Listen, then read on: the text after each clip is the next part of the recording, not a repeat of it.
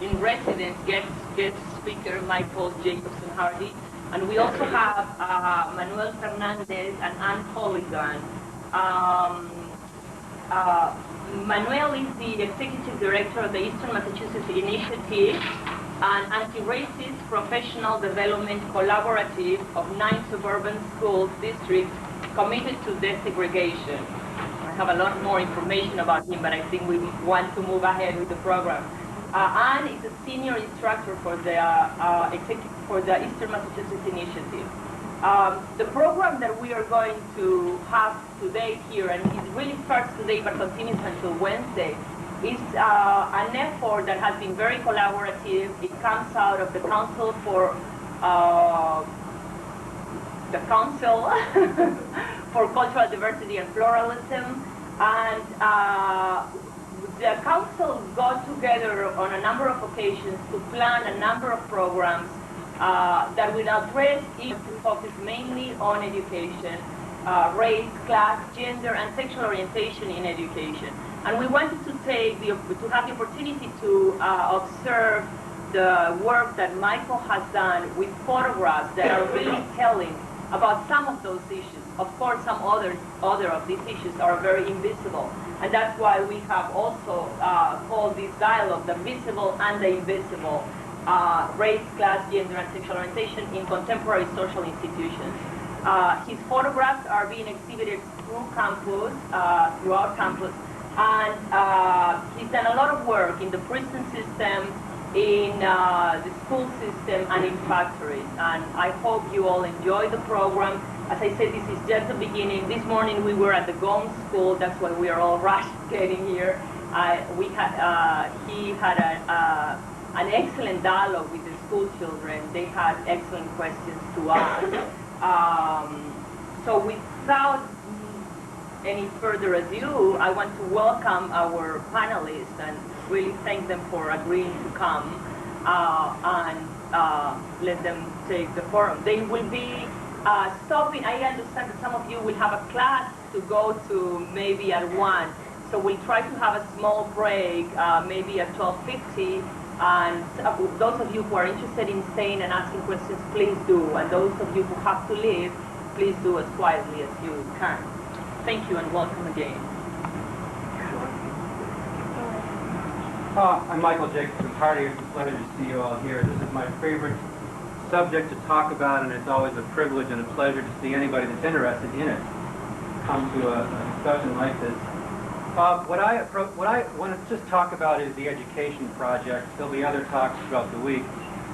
What I was doing here was attacking the issue of racism and classism within the Holyoke public school system.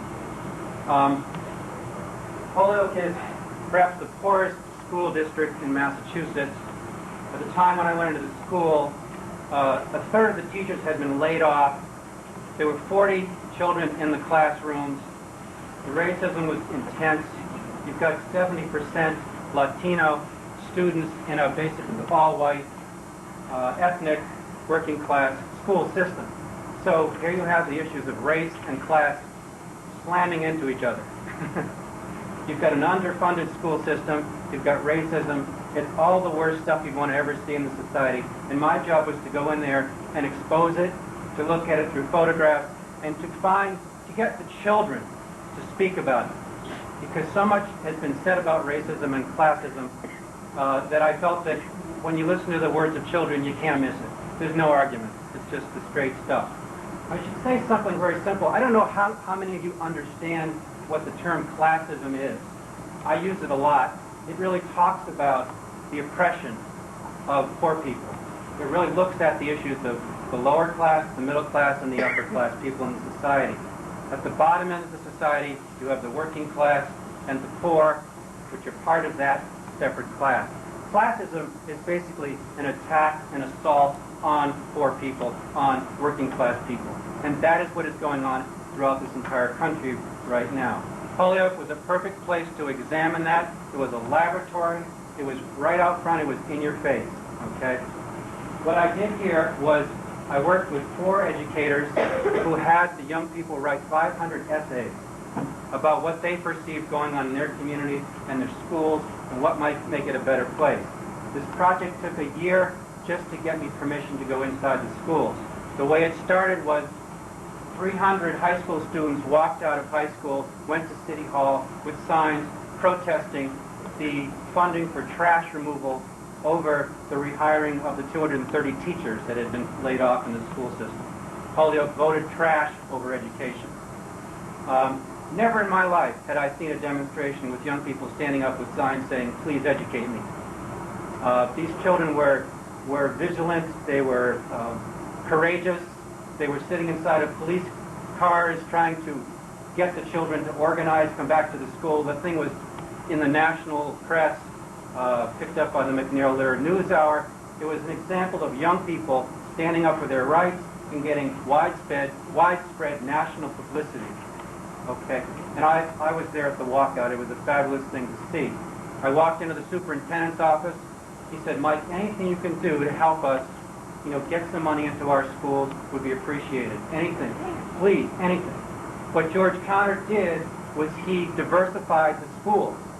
Okay, he made it such that there was no school where there were any safe harbors of white children, okay, as opposed to black or as opposed to Puerto Rican kids. The same percentage of kids in the community, ethnically, racially, had to be represented in every single school. He fought for 10 years to do that. He accomplished it. It was a wonderful, wonderful experiment. Martin Luther King would have loved it. It was just perfect. Every classroom was diverse. There were in classroom training sessions for teachers how to deal with diversity. The white teachers had never even seen a Puerto Rican young person in a classroom. How do you do this? How do you deal with this? What is this all about? So it was an intense experiment. Unfortunately, because of the classism and because of the economic system, money got yanked out of the Holyoke public schools over time. Taxes, people left the community. There was no money, okay? And what happened? The racism surfaced, okay? People started blaming the Puerto Rican children for the problem. What are you doing in this country? All the racism stirred. We got it out in the open. I'll just go through just a few short slides. I don't want to take up too much time. What I saw in the schools was diversity. It was wonderful to see. I documented it, I recorded it, and I expressed it. These pictures ended up at the State House during the education legislation reform bill that was passed. Mark Roosevelt steered that committee. He saw the pictures. He invited me to come to the State House. He also brought me into the Democratic Convention and showed the pictures there. So I felt that this project was helping to bring to public attention the issues of race and class and diversity in Holyoke. I love this picture. The young people were figuring out things that we adults had never figured out. Okay. These are some of the conditions of the schools in Holyoke. Ceiling tiles caving in, ancient three-story buildings, not conducive to learning. Like I say, 40 kids in a class. Basically, all you saw there was discipline. It was described by the sole Latina member of the school board at the time, Matty Marquez, as schools were basically minimum security prisons. Discipline was what was done in the schools. A little bit of learning, mostly discipline. What happened was many of the children were yanked out of the public schools because they were so bad and put into the Catholic schools, the parochial schools, where the parents thought that perhaps they'd get some shot at an education. You see books like these in your school? Well, this is what I saw in classrooms. And the other thing about race and class is that poor people that get beat up by the system, get beat up at home. Economics crunch down on the families with a child that suffered from child abuse before even coming to school. How do you learn in the school system if you've been abused at home? When you come into school, you bring all your issues in, okay? We have to deal with these kind of problems, and this is what happens in the poor school system. This was the walkout. This is Ziggy. Puerto Rican kid, real courageous, organized 300 students, City Hall. The police putting him in the cab because they couldn't control it. Asked him to control the crowd. Asked him to talk to the students through the cab. An example of what young people can do if they stand up for their rights. Look, I'm not going to show these right now. I'll show them at some other point. Perhaps we should move on to the next speaker. Thank you.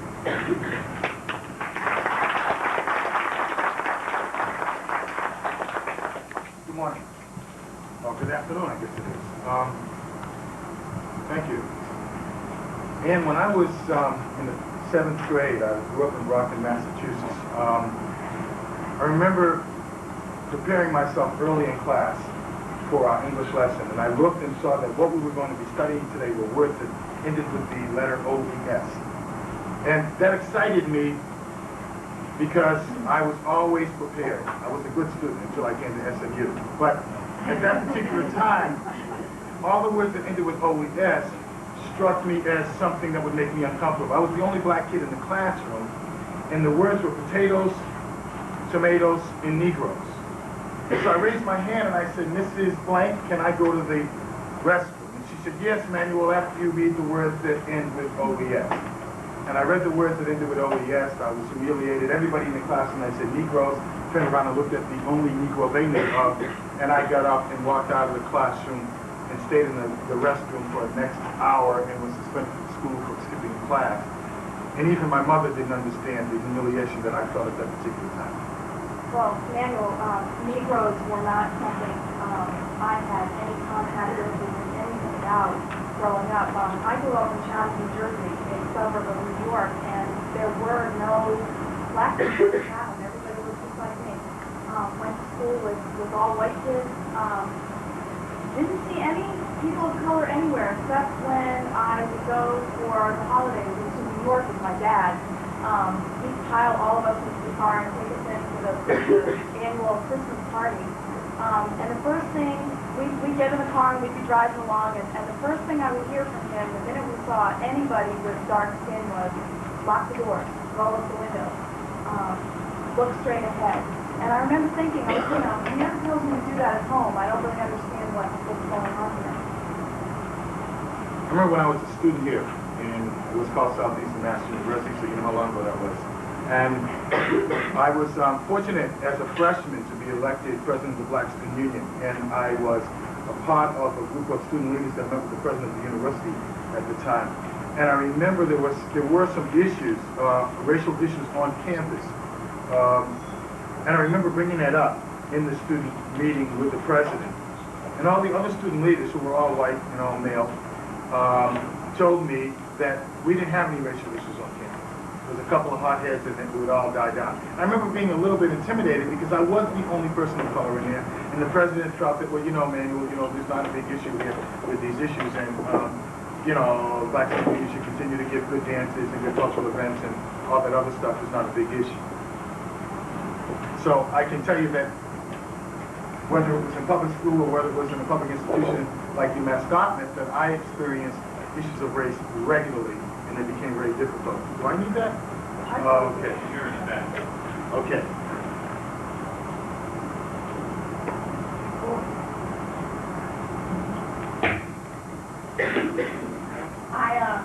I remember going to a small women's college down in Stanton, Virginia, and most of the girls there were white. Like myself, there were a few students of color, and in my sophomore year, we were getting ready for our 6-week trip to Spain so that we could really use all the language skills that we had acquired. And we were all set to go, and I had my roommate, and everything was all set, and getting a phone call the couple of nights before we were due to leave, and the head of the Spanish department was a woman, Dr. Eli, and she was talking to me, and I could tell she was kind of beating around the bush, not really getting to the point of what she was trying to ask me. So I said, what is it you're trying to ask me? And she said, well, I'm asking you if you will be Pam's roommate. And I said, sure. What are you asking me that for? What's the problem? And she said, well, Pam. And I said, yes. And she said, well, Pam is black, and none of the other girls will be her roommate there. What we've just done is the beginning of the course that we teach to teachers throughout the Commonwealth, in particular 9 school districts. In 1988, a group of medical directors who are the project directors of voluntary desegregation programs in Eastern Massachusetts and in the Springfield area got together and began to work on forming a collaborative to deal with the underachievement of black and Latina students in the suburban white suburbs of Massachusetts. These are students who get up every morning and are bused out of their home district to go to school and get an education. And after 20 years at that particular point, we looked around and we saw there was no significant difference in the achievement of these students than in the students who were living in the city of Boston and going to Boston public schools. That was a concern of ours since there were a lot of monies and energies and time put into doing this. We began to work with these students in a variety of seminars under the Efficacy Institute principles of development and all children can learn and think you can, work hard, get smart. But we began, even with all these efforts, we began to see some issues that continue to plague us with the achievement of our kids, and that was the issue of race, an issue that most people don't talk about unless there's a crisis. When there's a problem, we talk about racism. When there's a problem, we talk about sexual harassment. When there's a problem, we talk about homophobia. But until there's a problem, we don't talk about it unless we are victimized by it. And everybody in this room experiences issues around racism and sexism and homophobia every single day. We may not talk about it, we may not want to acknowledge it, but it's real. And your life is defined not only, as Michael said, by class, it's defined by race, it's defined by gender, and it's defined by sexual orientation. And it should not be defined in the classroom as it is.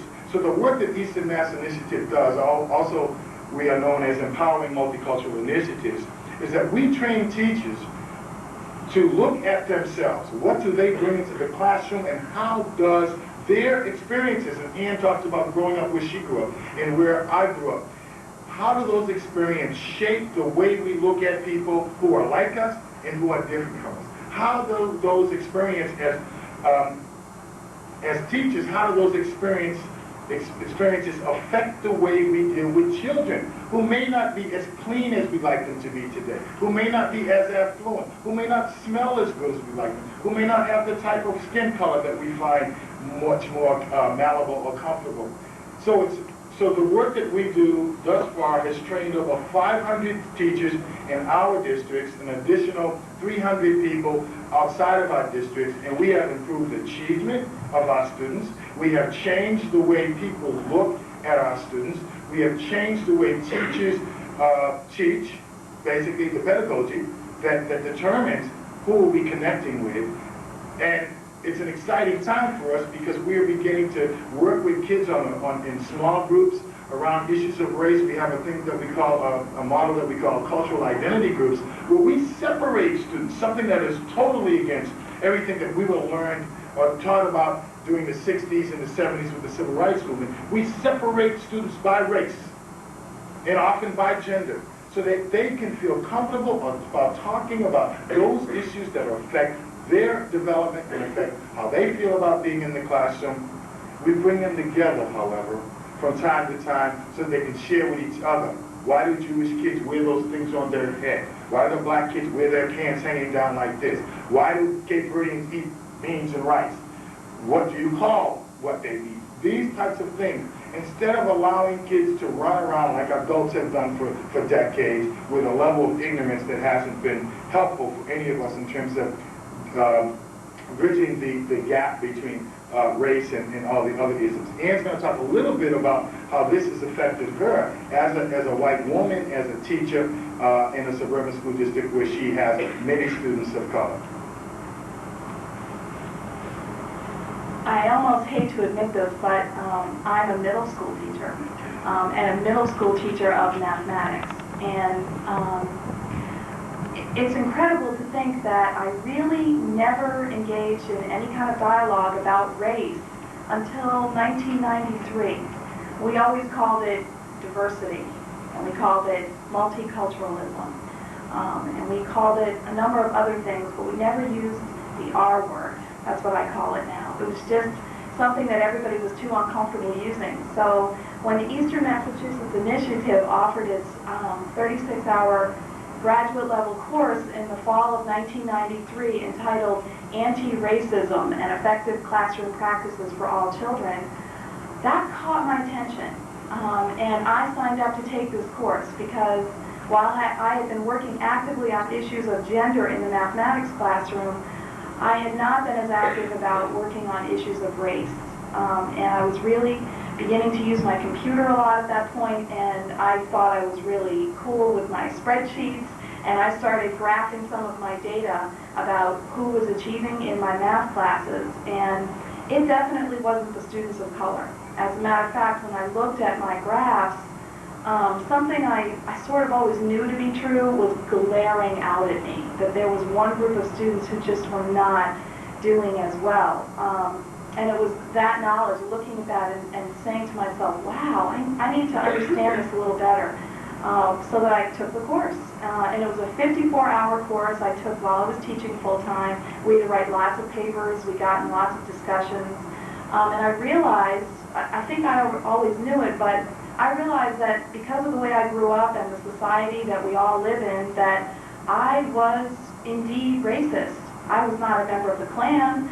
I wasn't an active racist like that, but there was a lot of passive racism going on in my life. And I came to understand that better. And I can stand here today before you and tell you that I have spent the last 4 years really working on undoing the racism that I acquired as I grew up. And it's made a huge impact in my classes. It's something I can deal with on a very open level now. I talk to kids almost daily about it.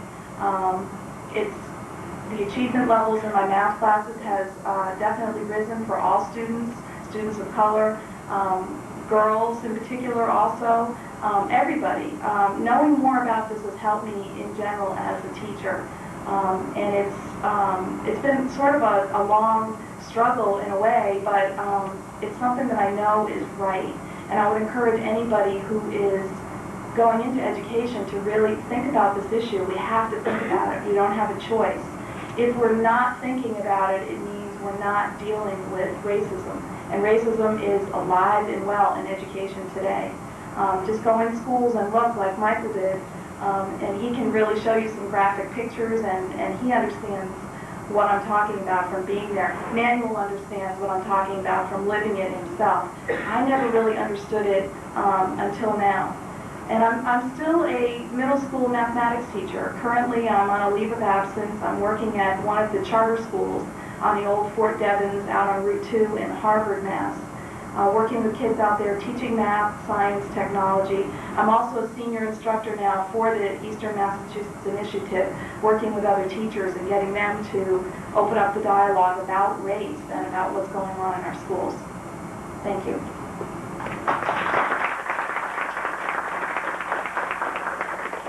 The flyer says Days of Dialogue, and I would think that Michael and Ann and I would now offer you the opportunity to ask questions, make statements. Anyone who knows me, and there's a few people who are old friends I see here, knows that I can stand up here and talk for the next hour, but I really want to be able to hear, like they do, what your concerns are, what your issues are, and how we can be, if not, we're not experts, but we can at least be helpful in letting you see some of the things that we've seen.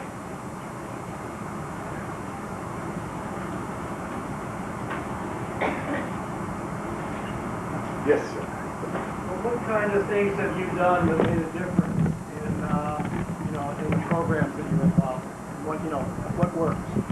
Well, one thing that works is as Ann said, is to start talking about it and quit acting like it doesn't exist.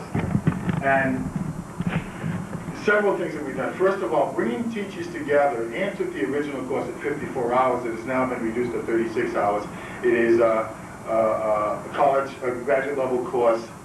We bring together approximately 120 teachers a semester who meet for 36 hours, who read 4 textbooks, who turn in, I guess, about 8 to 10 papers, and spend a lot of time in large groups as well as affinity groups. We say affinity, we're talking racial affinity groups, talking about these issues and bringing it into the schools. How does it change things? Well, for one thing, when you walk around the classrooms in many of these schools, you see now that the classrooms, the walls, particularly when you're dealing with elementary and middle school, the walls reflect diversity. The posters, the guest speakers who are brought in to deal with students on issues. An environmentalist, for instance, was a black woman, so that you don't just look for black people to come in and talk about race. There are people, you don't look for a police officer for a white male. There are women who are police officers, so that It has changed the way people think about these issues.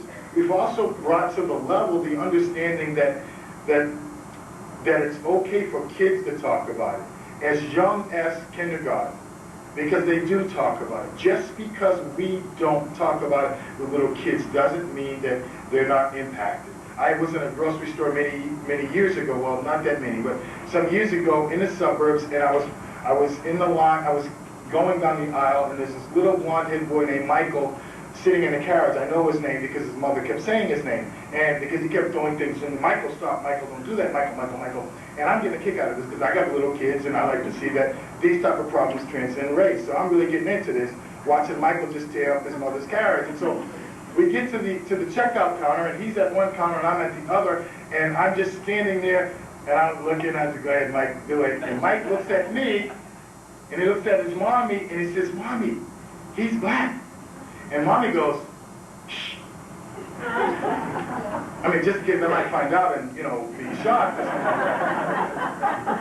The important thing about this information, however, is what did she say to Michael later? Maybe she felt it was saving me by not saying I was black. Maybe that's the understanding she had.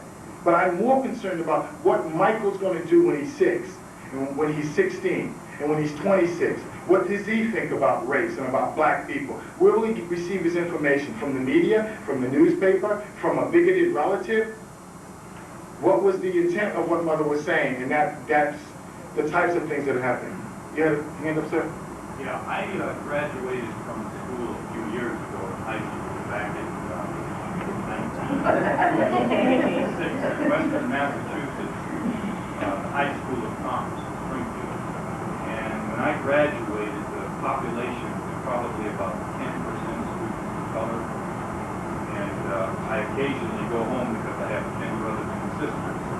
And a lot of the family members were there. Now the school system is about 90% African American and Puerto Rican and a few other racial groups. And my question to the panel is, how are we going to make progress on some of the issues that you're talking about when you have a situation where the tax base, someone was talking, I think the speaker is Holyoke, was talking about the community that has the power and the economic influence continues to go to the suburbs.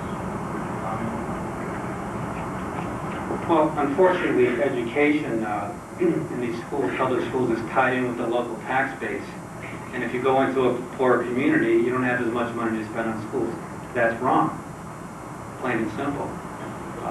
That's how it gets set up. I wanted to talk with you a little bit about class, because I don't think you can talk about race without putting it into the context of what class is and how race functions, okay? The real problem, as I see it, is around issues of class, is around the fact that the owning class of this country, you know, hoards the wealth and makes sure that the lower classes don't get to see that money, okay? Racism functions to separate, to pit and divide us in the working classes so that we're busy fighting against each other. I hate you because you're black. I hate you because you're Jewish. I don't like you because you're a woman. All of these things function to keep people confused in the infighting amongst the working class. And it functions for a good reason, because it keeps your attention off of the owning class. It keeps your attention off of the oppression which you face every day of your life in this rotten economic system of ours, which is in a state of collapse. And that is why you're seeing Springfield with underfunded schools and Holyoke with underfunded schools and poor people and people of color getting slammed. And that's why you're seeing the prison population in this country escalating. And that's why you're seeing Governor Weld getting $450 million to build new prisons for mainly poor people and people of color. So you can't really look at the issue of race until you look at the broader issue of class. Any other questions? Go back. I mentioned earlier something about homophobia. That's a really big issue nowadays. I'm wondering what you do to educate students at a young age or even law president can create lessons about sexual and public religion. My daughter goes to a private school where there are 2 she's 3 years old. There are two of her classmates have 2 mommies each. And she understands that. They talk about that in very general terms. We live in a society that has a lot of religion based around it, even though we talk about the separation of church and state. It is the most difficult, at least in my opinion, the most difficult ism, if you will, out there for us to eradicate. What I have learned from my own experiences, both being, both having relatives who are gay or lesbian, as well as friends who are gay and lesbian, is that you can't. I also have relatives who are fundamentalist Christians, so that you know, on both sides of the aisle they're talking about, you know, who's right and who's wrong. And I think what I always try to get people to understand is that we need to look at the humanity in each person. We look at everybody as an individual and respect their humanity, and the choices that they make are choices that they make. It's very difficult. In the school district that I'm based at, in Wayland, Massachusetts, we have a growing movement among gay and lesbian parents to have the curriculum begin to reflect their concerns and issues. It's meeting a lot of resistance, and it will continue to meet resistance until we are able to have open dialogue about these issues. And similar to what Michael was saying, that we begin to understand that, I remember once, I don't know who said it, they said there's a conspiracy to keep us down. And Jawanza Kachufo says there's really not a conspiracy to keep us down, but it's going to take a conspiracy to lift us out of this. And that is that people, regardless of where they're from, if they begin to understand that we live in a system that continues to pit us against each other, find whatever it is that we find uncomfortable about people, and say, well, there's a gay, or there's a black, or there's a Jew, or there's a Polish, or what have you. They are then able to keep us from looking at the bigger picture. When you think of Michael Eisner, who is the president of Disney, I guess, and how much money he earns, well, maybe that's not the right word, how much money he gets, or steals, and how much money the young boy or girl, teenager, who works at one of those concession stands at one of these Disney amusement parks gets for what they do. How much money did they pay Mike Ovitz to leave Disney? Some people say it was $9 million, some people say it was $90 million. If it was $1 million, pay me, I'll leave now, wherever I'm at. But the fact of the matter is that those are the bigger issues. And the only thing I would say that is somewhat adverse to what you said, Michael, about the issue of class, is that every white person in this room is a descendant of immigrants. Might have been the first ones, might have been the most recent ones. And somewhere between Ellis Island and New York and the rest of the country, Europeans figured out that to make it in this country, they had to be white. Not Polish, not Italian, not Romanian, not Albanian, not any of those things, but to be white. And that to be white would give you privileges in a society that affords privileges to people who are perceived as white. They also afford privileges to people who are perceived as heterosexual males. So that obviously I understand that women get shortchanged here. But the bottom line is that people of color, people of a particular who are homosexual, well, let me put it this way. People of color, when they walk down the street, whether they're heterosexual, homosexual, poor or affluent, are treated very different than white people who may be poor, who may be Polish, who may be Jewish, who may be homosexual, until they declare themselves as such. You understand what I'm saying? So there's certain privileges that are afforded people. And when the only way we are really going to eradicate these isms, or at the very least mitigate these isms, is to get white people to understand that they have everything to win by redefining what whiteness in America means. Whiteness in America should be about equity, not about privilege, not about unearned opportunities. And that's what it took me a very long time to learn, so that when I look at the Holyoke schools or the Springfield schools, the task before those people who need to fund the schools adequately to educate these kids is to get the white taxpayers, who are the majority of the taxpayers in those districts, to understand that if these kids are not educated, then you think you've got problems in America now. You continue to undereducate children. I don't care what color they are. You continue to divide people based on their class, and you think that there's violence in the streets now, that there's jails now. We're going to live in a police state in this entire country. That's what I say. I lecture at Wheelock College, and that's what I talk to these young teachers about, is if you're going out there to work with these kids, you've got to change the way they see themselves, because there's this thing called internalized sexism, there's a thing called internalized racism, where you think you're less than somebody else. So it's really important for all of us, regardless of our race, to understand that, as we say in EMI, it's in the air. We all breathe it. We've been breathing it since we came out the womb. And until we understand that the air is nasty and we need to fumigate it with alliances and with a better understanding, and knowing full well that there will be some difficulties along the way, you're not going to eradicate homophobia or any other. Yes, ma'am.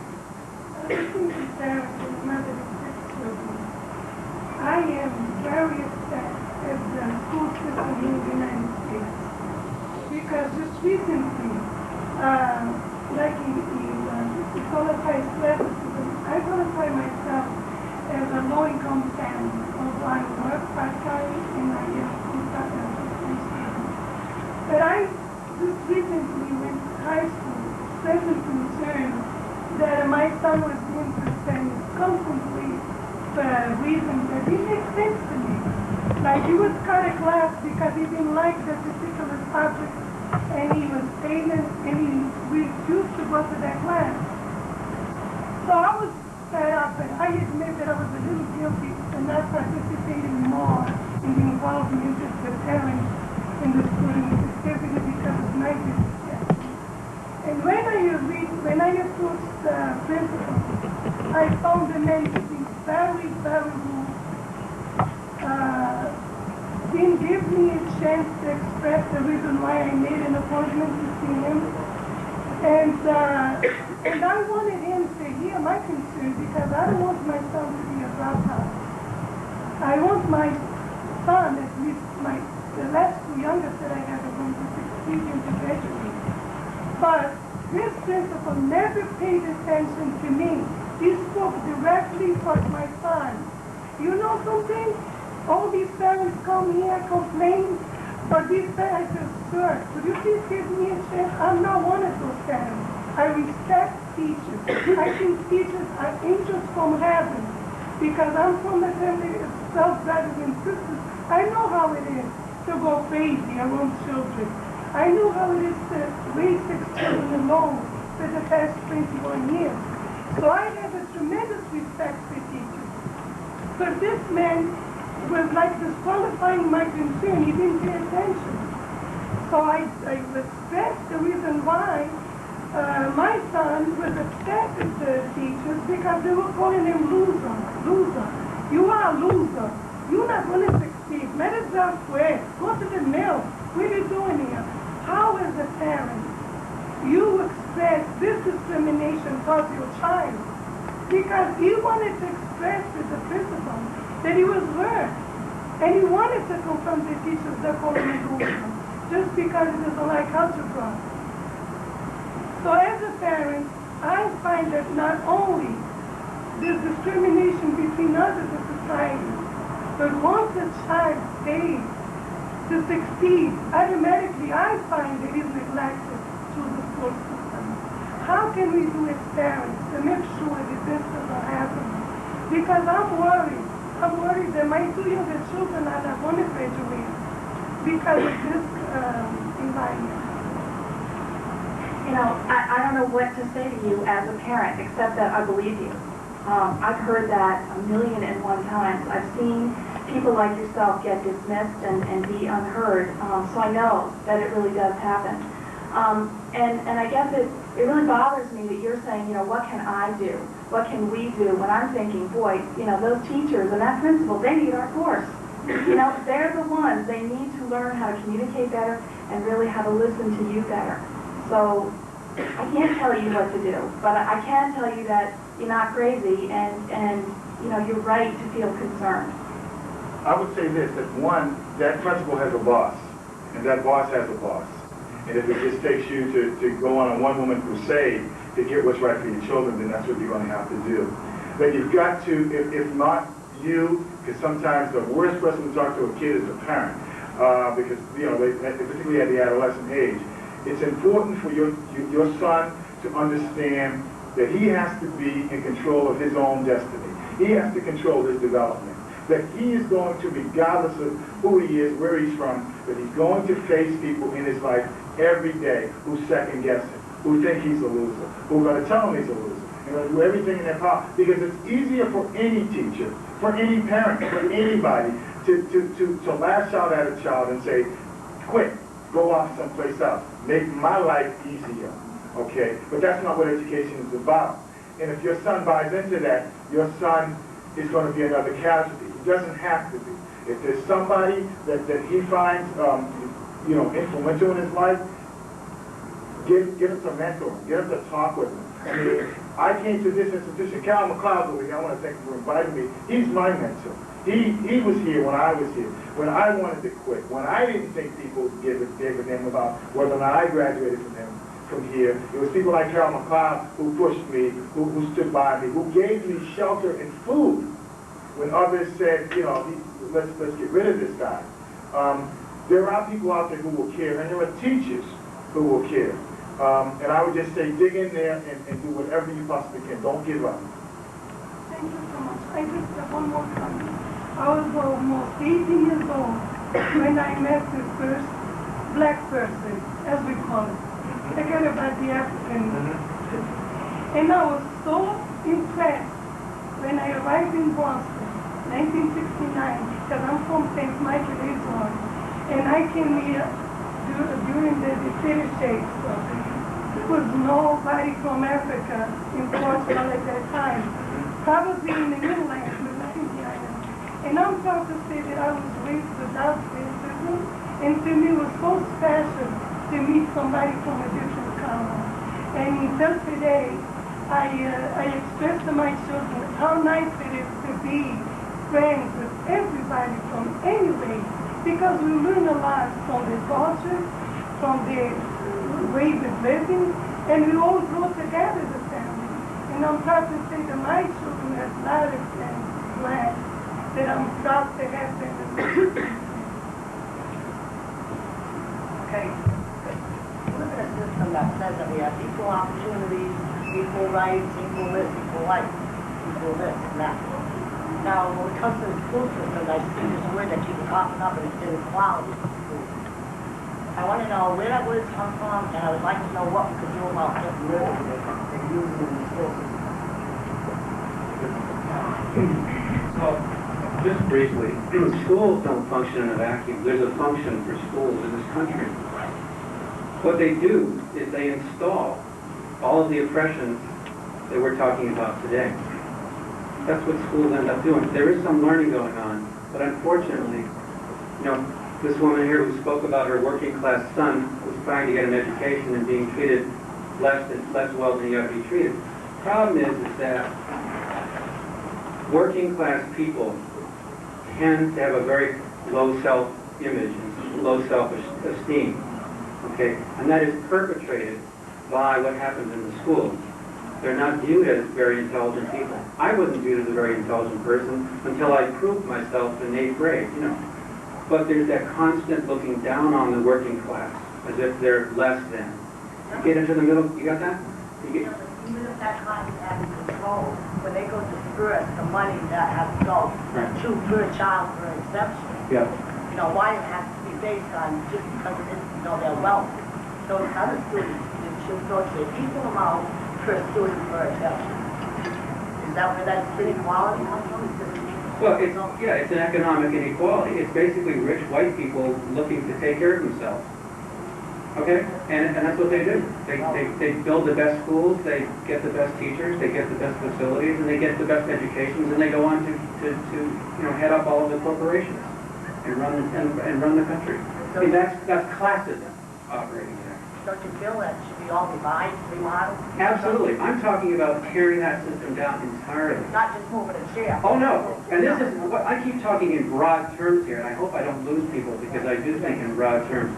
I'm talking about changing the entire system so that we don't have the built-in inequality and the built-in classism and the built-in racism. And to do that, it's going to shake the owning class of this country. It's going to shake the way the economy is set up to profit the corporations. And that's a big project. And working class people need to see that that's the project. That it's not just simply, right in your face right here. It's this broad umbrella of oppression that we all function under. Okay, so it's a very big project. And around the issue of diversity, the idea of becoming close with people who are different from you is the way to push this project forward. Because as you get to know people of color, as you get to know people who are different from you, you're actually forcing the system to not work as it's working. You're fighting against the installation of the oppression. Okay? The owning class doesn't want you to like black people. It doesn't want you to like Puerto Rican people if you're white. Okay? Because that's the function. It keeps it keeps them making money. But if I ally with you and say, hey, we're together in this, the people on top get very nervous. Okay? Because suddenly the chances of them making money aren't so good. Because poor people won't take it anymore. The whole system collapses.